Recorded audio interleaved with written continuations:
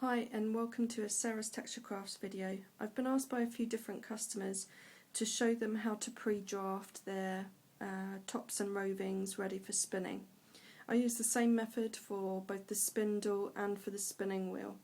So I wanted to give you just a rough idea of how I go about that today and show you some different kinds of tops that you can work with doing this process. So basically what I have here is I have some natural fibre.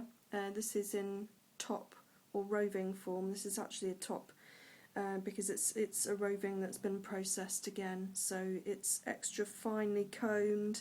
All the fibres are working in the right direction, which is along the length of your sort of ponytail of fibre, if you like. And this is Blueface Leicester, which has a really lovely soft handle.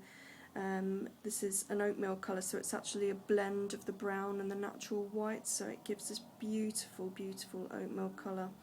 Blueface Leicester also lends itself very well to yarn making, particularly for beginners, because it has such a long staple that it's easily forgiving when you're sort of inconsistent in your pulling, when you're drafting at the wheel or at the spindle. And it also works up into a yarn quite easily, so that's a good one to have. I've also got just some merino tops here. You can see that this is a lovely commercially dyed sort of mauve colour. I have quite an array in my shop of commercially dyed colours and soon to be some hand dyed colours as well. You can buy this pretty much from most fibre suppliers actually, in commercially or hand dyed colours if you're buying from a hand maker or a hand dyer.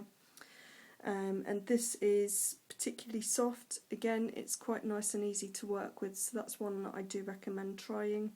And then finally, for those of you who want to add a bit more colour and variety to your yarn, this is a blend. This particular one is a merino and Tussar silk blend, and this is wonderful. It spins like butter. It's just so soft and easy to work with. I think what we'll do is we'll start by working with our natural coloured top, the BFL, Blueface Leicester, and we'll start by pre-drafting that so that you can see how I make a drafted nest.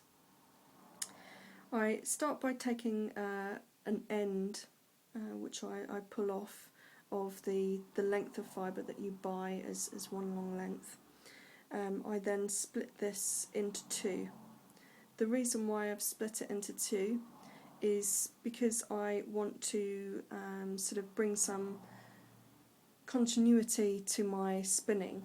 So rather than drafting from the top where I could by accident, maybe pull off and draft at the wheel maybe a little bit more, a little bit of slub even. By splitting it, I'm controlling the width of the fibre that's going to the wheel, and hopefully that will give me a much more consistent and continuously smooth yarn. So I've split that in half. Now most spinners who prefer to spin quite fine will then split this again, but it's entirely up to you. It depends entirely on what you're spinning. Maybe if you want a chunkier yarn, you'll only split the top twice. Okay, so now we have several sections. So that's 1, 2, and then of this piece, that gives us 4 sections. So we've divided it into 4. Again, you could have divided it just into half, or you could, if you like, divide that into 8 and go from there, and you would have a much finer yarn. So if I take 3 of those away, and we'll work with 1. At both ends, you will notice that the fibre is very loose and very soft.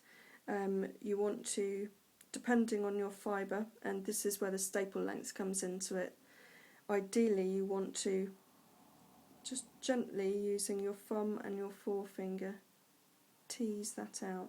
Can you see it's making that long fluffy end slightly longer, slightly thinner, and then you just keep working your way down across the length of your quarter. So you're turning it essentially from this thick piece into a nice thin wispy piece. So you can see already that your yarn is really going to be quite fine. And you just continue doing this across the length of the quarter that you've taken from your tops. So don't pull too far. You don't want the fibres to completely separate, but make sure you pull enough so that the wispy end is nice, consistent sort of width, if you like. So let's continue that. You'll find with some fibres like Blueface Leicester you can pull it out longer than you would do for a merino or something like that, and that's because the staple length is longer. I think in books they recommend that you don't pull out the fibre any more than 2 lengths of the entire fibre length. So say for example your staple fibre is 9 centimetres long, then you pull out when you're pre-drafting no more than 6 centimetres. But I generally just give it a tease and probably pull it maybe about 2 to 4 centimetres. I don't want to pull it out too far because I don't want to separate the fibres, as I've said, but also for me personally I tend to pre-draft just slightly so that when I get to the wheel, when I get to the spindle, I can draft just that little bit extra so that I can spin as finely as I want to spin when I get to the wheel, and I can change my mind at that point. So I never pre-draft too far, just in case when I get to the wheel I find that my fibre is maybe spinning up in a way that I wasn't quite anticipating. So having that little option of extra draft when you get to the wheel allows you to work with the fibre depending on how it spins. So you just carry on until you get to the end. And if I make that our end piece now, that's just enough to show you what we've got. So we've got now a long length of fibre that is much finer than the quarter we originally started with. If I give you an idea, that's your quarter that you started with, and this is now your pre-drafted width.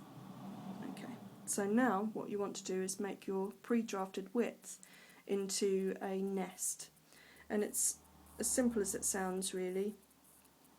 You just put the end of the top into your hand, holding it very lightly, just coil it round your fingers like so, being careful not to add too much twist as you do it and not to pull too far. And then when you've got your end, I just keep that on top like so, and that's a nest, a pre-drafted nest. Now what we do with this is we take that is ready to take to your spindle or to your wheel and to turn into yarn. I hope that's given you a little bit of help and a little bit of direction with pre-drafting, and do look out for my next video as I will show you then how to draw this onto a spindle. Thank you very much.